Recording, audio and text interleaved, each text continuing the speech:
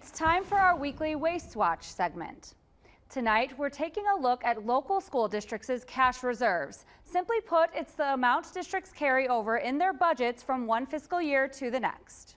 School districts throughout Ohio vary on the amount they keep in reserve. Think of it like a savings account. These are the districts in Montgomery County that carried over more than the state and county averages in 2024. The percent is the amount of the district's total budget that was set aside as reserve. These are the districts that carried over less than the county and state averages in 2024.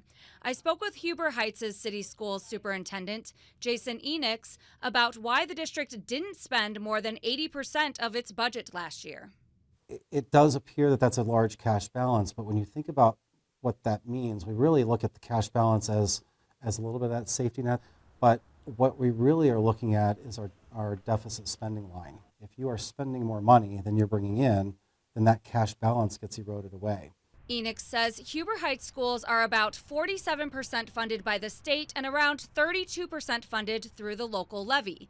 The district will have a $6.9 million operating levy on May's ballot, which would generate around $7.8 million a year.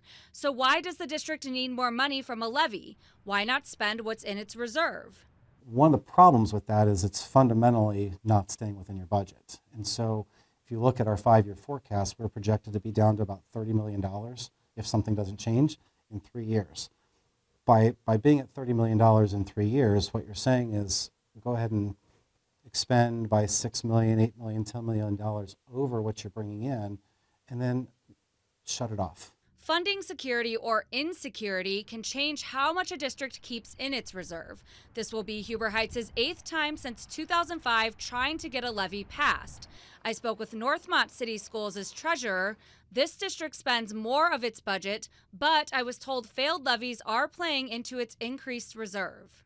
We actually spend a majority of our funds go towards our classroom, which is great for, obviously for our students. And, we just want to maintain that, obviously with our two-field levies, we've got to be sure that we can keep that going forward. Both districts tell me most of the budget is spent on staff salaries and benefits, and they have to make sure there's enough to keep up. We really do have to be competitive in the market, not only for our teachers, but for our paraprofessionals, for administrative staff. We'll have more information, including each district's most recent report card, in our web story on Dayton247now.com.